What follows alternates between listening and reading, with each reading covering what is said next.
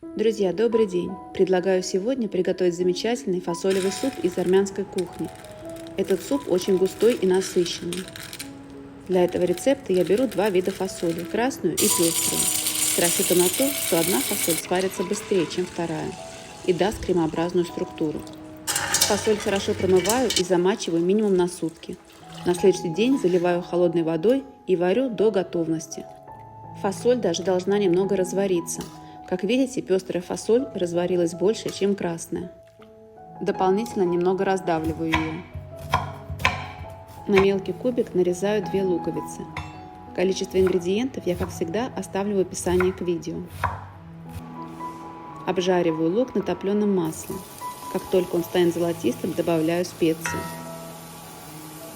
Обязательно беру паприку, красный острый перец и чабер. Только не спутайте его с чабрецом, потому что с чабрецом получится совсем другой вкус. Теперь добавляю муку. Обжариваю ее и понемногу начинаю разбавлять отваром. Сразу весь отвар не заливаю, чтобы не было комочков. Когда мука полностью разойдется, добавляю оставшийся суп вместе с фасолью.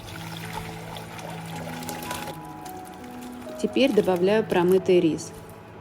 Этот суп я варю очень густым, делаю из него практически похлебку.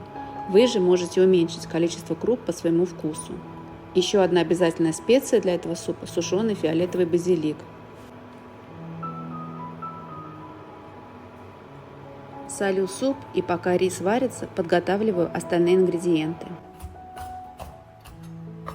Ножом рублю грецкие орехи, достаточно крупную крошку.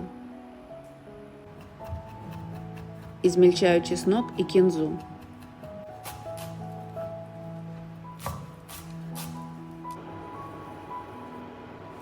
Когда суп уже почти готов, добавляю грецкие орехи.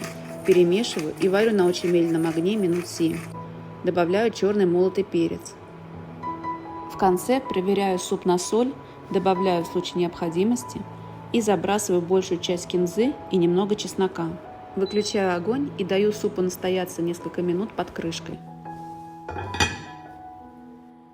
Суп получается густой, насыщенный, ароматный. При подаче добавляю немного кинзы, свежий чеснок, черный молотый перец, а также по желанию немного острого свежего перца.